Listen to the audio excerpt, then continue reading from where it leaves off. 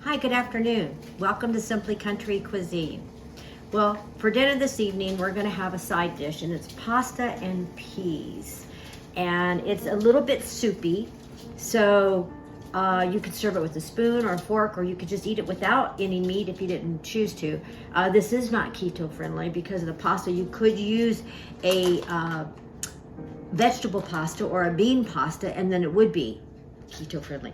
So what we're going to do is I'm going to start out. I have a shallot, very, very, very mild onion flavor, and I want to use the entire shallot, but I want to mince it pretty fine.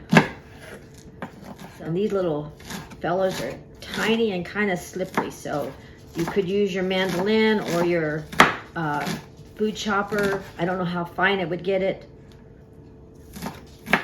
I want to kind of make it as fine as I would if I was mincing garlic. While I've been mincing our shallot, I have a deep Dutch oven. I actually have two. I have one that's getting nice and hot so I can saute our shallot, but I have one getting ready to boil so we can put our ditalini. And it's a very, very, can you get close to that, Dina? It's a very tiny little, almost like a little tiny elbow.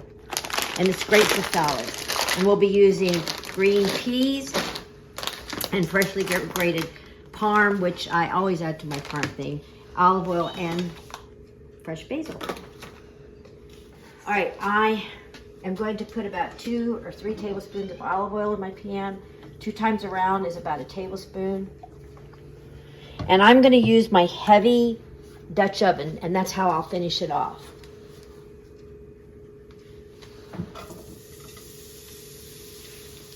All right, we're gonna saute this shallot for about 3 or 4 minutes. I don't want much color on it, so I'm not gonna let it turn brown. Now, this is a cast iron.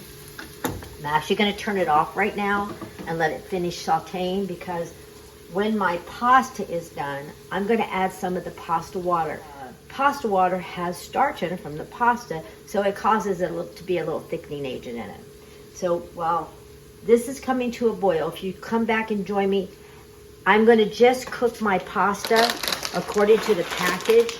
All right, it's been about 9 minutes and our ditalini is done. Now remember, I'm not going to rinse this or drain it. I'm going to just add my ditalinis to the shallots. I'm gonna add about 1 pound of the frozen peas, so that's about half this bag. This is 2.5 pounds. So I'm gonna add the peas in here. What we're gonna add to this is 1 cup of this pasta water. Now remember, this has starch in it, so it's gonna help keep it thickened. Now, we're gonna cook this for about 10 to 15 minutes. So if you'll come back in about 15 minutes, we will check this out and we'll add the rest of our ingredients. Before I added my pasta, and I know I've said this 1,000 times, when the water came to a rolling boil, I added a good handful of kosher salt to it. That is the only time when your pasta is cooking that you can flavor your pasta. Give it that salty taste. So don't forget, salted boiling water, then your pasta. All right, come back in about 10 to 15 minutes.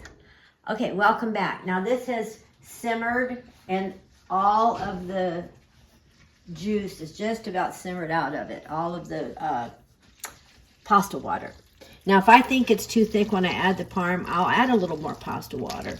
But what we're gonna add now is about 1 cup of grated parm, and we'll give this a stir up. Now the Parmesan will absorb a great deal of the liquid. This is going to make a great side dish to any meat. This evening we're having chicken breast, and so I'm going to serve this as a side dish. Might add just a tad more, not much. Now I'm back at the chopping board. I have some fresh basil. I'm not going to put a lot in.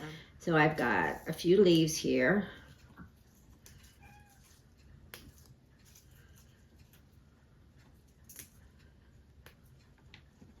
And I am going to cut the stems off. I'm rolling it up to chiffonade, and I'm just going to cut ribbons. To the pot, I'm going to sprinkle this in, mix it in well.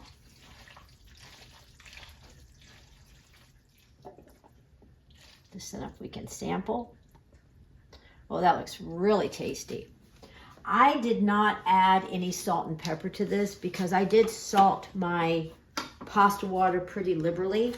I know I'm going to want a little bit of pepper, so I'll just get my boat out here and take a little salt. Just a pinch of black pepper. I was kind of afraid to put the pepper on. I wasn't sure if Jaden and Josh would eat it with pepper on it. So when you're cooking and when you get to the stage where you're adding the basil, go ahead and just salt and pepper it to taste if that's what's good for your family. Now, I took a spoon. I didn't want to miss a bite. I'm going to give us a little sample bite. That's good. I personally think I could have used a whole lot more basil. That's good. That's going to be a nice side dish. So don't forget to subscribe, like, and share our videos on YouTube. And they'll alert your phone or your iPad or on Wednesdays when our new episodes come out. And we're also featured on Facebook. And if you don't have a place to worship, please join us at any one of the Glad Tidings locations, Central Texas, one church, 5 locations, and we are busy with June Man Month right now. So I'm sure every church is doing something exciting. Thank you so much for joining. Bye-bye.